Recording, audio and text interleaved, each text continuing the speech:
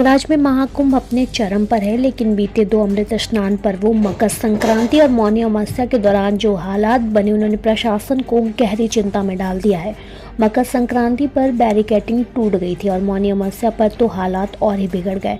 फिर से बैरिकेडिंग टूटी और भगदड़ जैसी स्थिति बन गई। अब प्रशासन की असली अग्नि परीक्षा बसंत पंचमी के आखिरी अमृत स्नान पर्व पर होगी, जहां भीड़ नियंत्रण को लेकर कई नए इंतजाम भी किए गए हैं। मौनी अमावस्या के अनुभव को देखते हुए इस बार जिला और मेला प्रशासन कोई चूक नहीं करना चाहता। सबसे अहम बात यह है कि जोनल प्लान पूरी तरह से लागू किया जाएगा। इसका मतलब यह हुआ कि अगर मेला क्षेत्र में भीड़ ज्यादा बढ़ी तो शहर और आसपास के जिलों में श्रद्धालु को रोक दिया जाएगा। जब स्नान घाटों और मुख्य संगम क्षेत्र में भीड़ कम होगी, तभी धीरे धीरे अन्य जिलों से श्रद्धालु को आगे बढ़ने की अनुमति दी जाएगी। इस बार राज्य शासन ने 5 विशेष अधिकारियों को प्रयागराज भेजा है, जो ICCC कंट्रोल रूम और प्रयागराज जंक्शन पर बनाए गए कंट्रोल रूम में रहेंगे और इनका काम यह होगा कि वो आसपास के जिलों के प्रशासनिक अधिकारियों के साथ सीधा संपर्क बनाए रखेंगे, ताकि कहीं भीड़ ज्यादा होने पर उसे सही ढंग से नियंत्रित किया जा सके। प्रयागराज के नजदीकी जिलों के जिला अधिकारियों को भी सख्त निर्देश दिए गए हैं कि वो इस प्रक्रिया में पूरा सहयोग करें। प्रशासन का सबसे बड़ा फोकस संगम क्षेत्र पर है, क्योंकि यहाँ भीड़ का सबसे ज्यादा दबाव रहता है। इस बार एक नई रणनीति अपनाई गई है। अगर कोई रात में स्नान करने पहुंचेगा तो उसे स्नान करके तुरंत वहां से हटा दिया जाएगा, ताकि सुबह होने तक संगम क्षेत्र पूरी तरह से खाली मिले।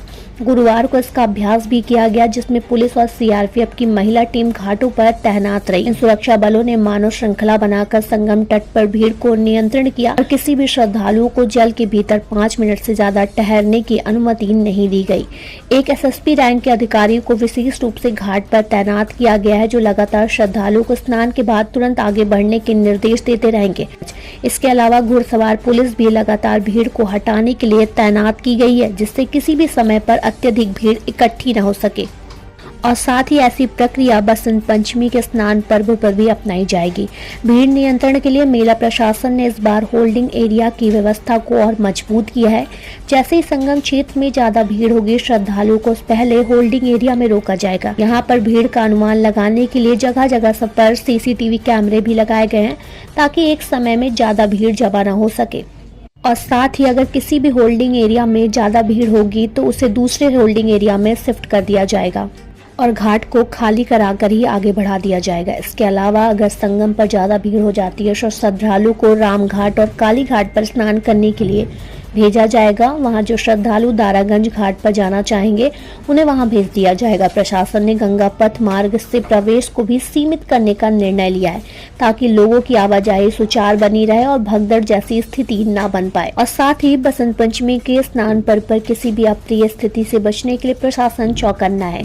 CRPF और पुलिस बलों को घाटों के किनारे तैनात कर दिया गया है, ताकि स्नान प्रक्रिया शांतिपूर्ण संपन्न हो सके।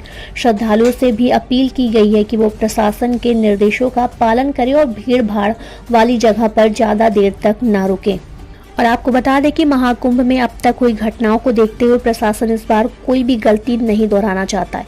यही कारण है कि बसंत पंचमी के स्नान पर्व को लेकर अत्यधिक सावधानी बरती जा रही है और साथ ही मेला क्षेत्र की हर गतिविधियों पर कड़ी नजर रखी जा रही है, ताकि यह पवित्र आयोजन सुचारू और सुरक्षित तरीके से संपन्न हो सके।